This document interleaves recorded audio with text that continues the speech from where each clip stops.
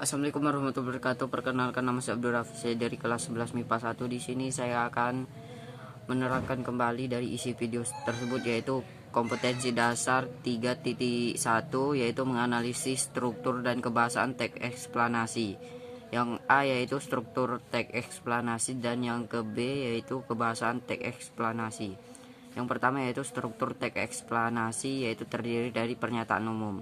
Pernyataan umum adalah di bagian pernyataan umum sebuah teks eksplanasi menjelaskan tentang gambaran umum fenomena atau peristiwa alam yang akan dibahas.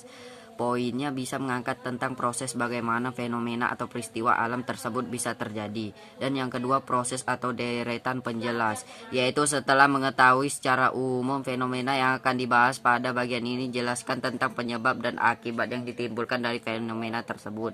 Kamu bisa melakukan deskripsi dalam beberapa paragraf terkait sebab dan akibatnya.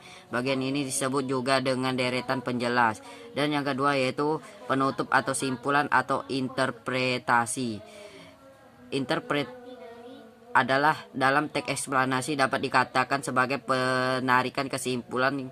Kamu bisa memberikan tanggapan atau pernyataan terkait fenomena yang diangkat dalam teks tersebut. Dan yang kedua yaitu adalah kebahasaan teks eksplanasinya, yang B-nya.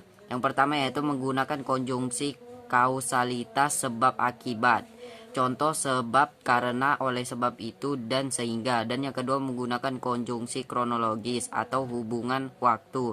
Contohnya kemudian, lalu, setelah itu, dan pada akhirnya. Dan yang ketiga menggunakan konjungsi pertentangan. Contohnya akan tetapi, namun, biarpun demikian, walaupun, dan meskipun. Dan yang keempat menggunakan kata benda yang merujuk pada jenis fenomena.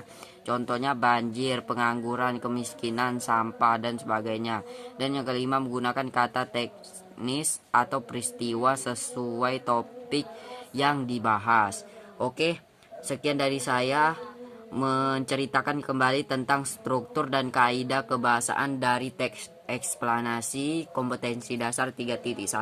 Saya Abdrafi, saya mengundurkan diri. Saya mengucapkan terima kasih dan wabillahi taufiq wal hidayah. Wassalamualaikum warahmatullahi wabarakatuh.